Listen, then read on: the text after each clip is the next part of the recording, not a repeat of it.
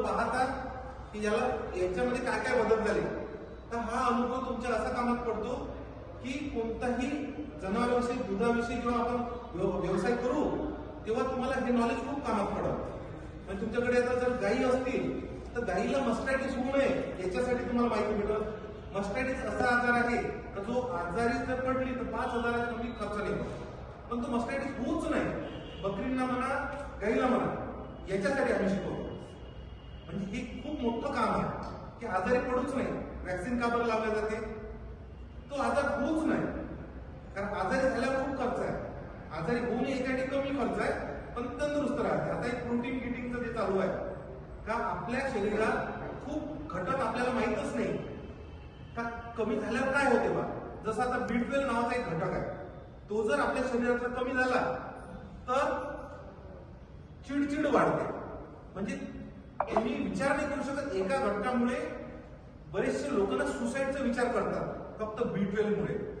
त्याची हे पाहिजे 500च्या वर आणि तुम्ही सगळ्या घरी जरी B12 चेक केलं 200च्या आतमध्येच आहे सगळ्यांचं.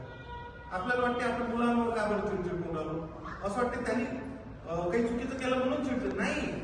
आपले घटक कमी झाले, आपल्याला ताण सहनच नाही होऊन राहिला. व्हिटॅमिन D3 तो जर कमी झाला तर कॅल्शियम काम नाही करत. कॅल्शियम काम नाही करत, तुमचे हाड पिसून होतात, केस गळणं चालू होते, दिसणं कमी होते, म्हातारपण लवकर येते साध्या एका व्हिटॅमिन D3 मुळे. आता तुम्ही पाहत असाल जेवढे काही हे मेट्रो सिटी मध्ये राहणारे लोक आहेत ते यंगच्या यंगच दिसते, तंदुरुस्त. कारण त्यांना माहित आहे की आपल्या शरीरातला कोणता घटक कमी झालाय, कोणत्या घटकाची लेवल काढली पाहिजे.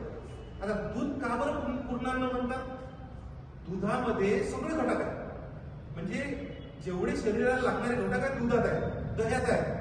म्हणून जुन्या लोकांना टेस्टिंगची गरज नव्हती, ते सगळं खाऊन घ्यायचं, आपोआप लेवल व्हायचं.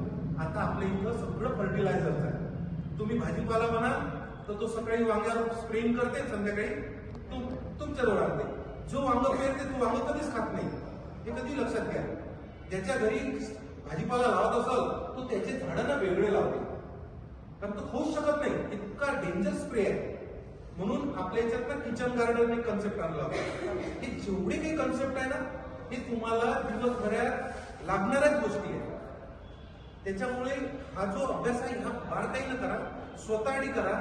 तुम्ही हे प्रॅक्टिसच केली पाहिजे असं काही नाही. सुरुवात तुमच्या घरापासून करा आणि हळूहळू आपल्या मोहल्ल्यातलं मग तुमची डिमांड वाढेल.